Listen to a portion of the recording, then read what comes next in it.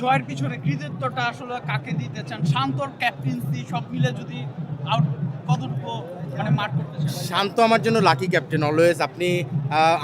আপনি যদি শান্তর নিজেকেও যদি জিজ্ঞেস করেন, মিনিস্টার রাজশাহীর আমরা রাজশাহীতে একবার খেলেছিলাম, শান্তর first 100 T20, Abahani champion, BPL champion. শান্তর সঙ্গে আমার আই কন্ট্যাক্ট এত ভালো, আমরা দুজনের ভাষা বুঝতে পারি, চোখের ভাষা।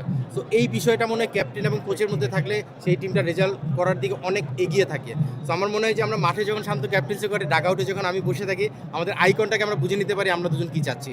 সো শান্তর ব্যাপার এই জন্যই আমি আলাদাভাবে বলতে চাই। তবে একটা নাম আমি সবসময় এখানে আমাদের পুরো টিমে প্রথম থেকে শেষ পর্যন্ত, ইভেন আমি অকশনের পর থেকে বলে এসেছি, Mushfiqur Rahim champion, hat trick champion হওয়ার জন্য এই ধরনের একজন মানুষ যখন ড্রেসিং রুমে থাকে, টিম মিটিংয়ে থাকে, তার দুটো কথা প্রতিটা টিমকে মোটিভেটেড করে এবং সে জানে কীভাবে চ্যাম্পিয়ন হতে হয়। অ্যাজ এ কোচ আমি হয়তো হেড কোচ হিসেবে প্রথম করছি, বাট মুশফিক যখন ছিল আমার মনে হয়েছে আমার কোনো কাজই নেই। সো আমার মনে হয় এই ধরনের মানুষ যখন ড্রেসিং রুমে থাকে, চ্যাম্পিয়ন হওয়াটা সময়ের ব্যাপার। চ্যাম্পিয়ন জার্সিটা আগে থেকেই মানিয়ে রেখেছিলেন এবং সেটা আসলে বিফলে যায়নি। না, আলহামদুলিল্লাহ প্রিপারেশন আমরা যখন এত দূর পার করে এসেছি এবং যেভাবে আপনাদের সবার দোয়া নিয়ে এসেছি, সবার পজিটিভ একটা মোটিভেশন নিয়ে এসেছি, সেখান থেকে এই জার্সিটা বানিয়ে রাখাটার সাহসটা আমরা পেয়েছিলাম এবং সেই সাহসের ফল আলটিমেটলি কিন্তু মাঠে সেটা আমরা করে দেখিয়েছি আলহামদুলিল্লাহ। হান্নান ভাই, দর্শকরা একটা আবদার করছে আপনাদের সাথে, এই ট্রফি নিয়ে তারা রাজশাহীতে উদযাপন করতে চায়।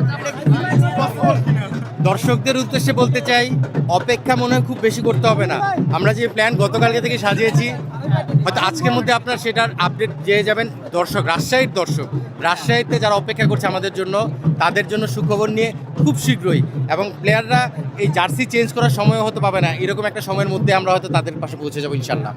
প্রথমবার একই মৌসুমে বিপিএল এবং জিপিএল চ্যাম্পিয়ন এর কোচ, ফিলিংসটা কেমন আছে? অনেক অনেক বড় একটা প্রাপ্তি, কারণ আপনারা সবাই জানেন যে আমি আসলে ডিফারেন্ট একটা প্রফেশন থেকে শিফট করেছি। সিলেকশন 9 বছরের কেরিয়ার থেকে কোচিংয়ে এসেছি। চ্যালেঞ্জ ছিল কেমনভাবে সাকসেস পাবো, কেমনভাবে কে পজিটিভলি নিবে, বাট নিশ্চিতভাবে এই সাকসেসগুলো আমাকে মানুষের কাছে পৌঁছে দেওয়ার কাজটা সহজ করেছে। যে একটা লম্বা গ্যাপ ছিল কোচিংয়ের বাইরে থাকা, সেটা থেকে খুব তাড়াতাড়ি আবার মানুষের কাছে পৌঁছে যেতে পেরেছি এবং আমার মনে হয় দায়িত্ববোধ বাড়িয়ে দিয়েছে। প্রতিটা মানুষ হয়তো আমাকে নিয়ে এখন ভালো চিন্তা করছে এবং সেই ভালো কাজটা করার জন্য যে দায়িত্ব, সেটাকে আমি উপভোগ করতে চাই এবং আমার অনেস্টির সঙ্গে সেটা করে যেতে চাই। সব ধরনের খেলার খবর পেতে সাবস্ক্রাইব করুন। সঙ্গে থাকুন খেলার পাতার।